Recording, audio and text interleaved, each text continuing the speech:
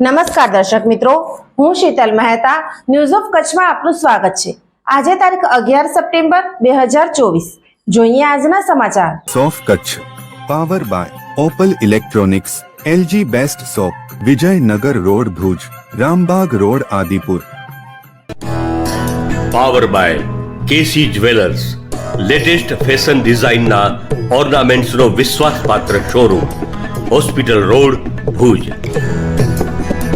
News of કચ્છના સમાચાર ભૂમિ cable ઉપર 402 નંબરની ચેનલ ઉપરથી રાત્રે 9:30 કલાકે તથા બપોરે 1:30 પ્રસાર। અરેરાટી ભર્યો કિસ્સો, દાદીમાએ બચકા ભરી પૌત્રીને મોતને ગાંઠ ઉતારી। અમરેલી જિલ્લાનો કિસ્સો। અમરેલી તાલુકાના રાજસ્થળી ગામે એક 14 માસના બાળકને ઘરમાં ગોળિયામાં સુવડાવવા અને છાનું રાખવાનો પ્રયાસ કરવા છતાં પણ બાળક રડતું હોય ત્યારે બાળકના દાદીએ ગુસ્સો આવી જતા આ 14 માસના બાળકને પોતાની જ દાદી શરીરે આડેધડ બચકા ભરી લેતા આ બાળકનું મોત નીપજ્યું હતું।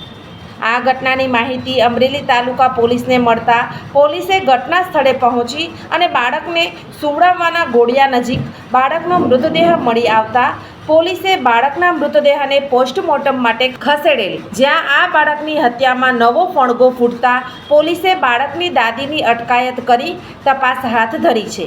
અમરેલી તાલુકાના ખોબાજેવડા રાજસ્થળી ગામમાં આ ચકચારી ઘટના બનતા અમરેલી પંથકમાં ભારે ચકચાર મચી જવા પામી છે।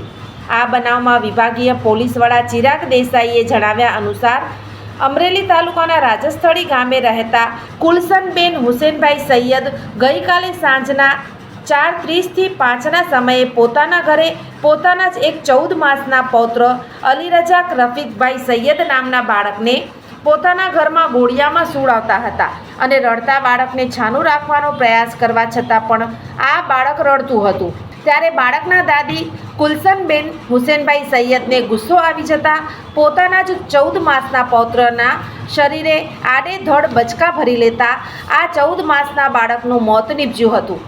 આ ઘટનાની માહિતી અમરેલી તાલુકા પોલીસને મળતા પોલીસે ઘટના સ્થળે પહોંચી અને બાળકને સુવડાવવાના ઘોડિયા નજીક બાળકનો મૃતદેહ મળી આવતા પોલીસે બાળકના મૃતદેહને પોસ્ટમોર્ટમ માટે ખસેડેલ હતો, જ્યાં આ બાળકની હત્યામાં નવો ફણગો ફૂટતા સરકાર તરફે અમરેલી તાલુકા પોલીસ સ્ટેશનના PSI ફરિયાદી બની પોલીસે આ બાળકની દાદીની અટકાયત કરી તપાસ હાથ ધરી છે।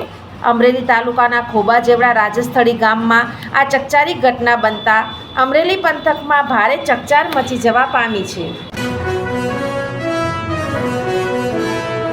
મેલેરિયાનું કારણ જમા થયેલા પાણીમાં પેદા થવાવાળા એનોફિલિસ મચ્છર। આસપાસ પાણીનો જમાવ નહીં તો મચ્છર અને મેલેરિયા પણ નહીં। માથાનો દુખાવો, શરીરનો દુખાવો, તાવ વગેરે લક્ષણ દેખાય તો સ્વાસ્થ્ય કર્મીનો સંપર્ક કરો। ગર્ભવતી મહિલાઓ અને બાળકોના માટે વિશેષ સાવધાની જરૂરી છે। ઇલાજમાં વિલંબના કારણે મેલેરિયા જીવલેણ પણ બની શકે છે। સરકારી હોસ્પિટલોમાં મેલેરિયાની તપાસ અને ઇલાજ મફત છે। દર્શક મિત્રો, આ હતા આજના સમાચાર।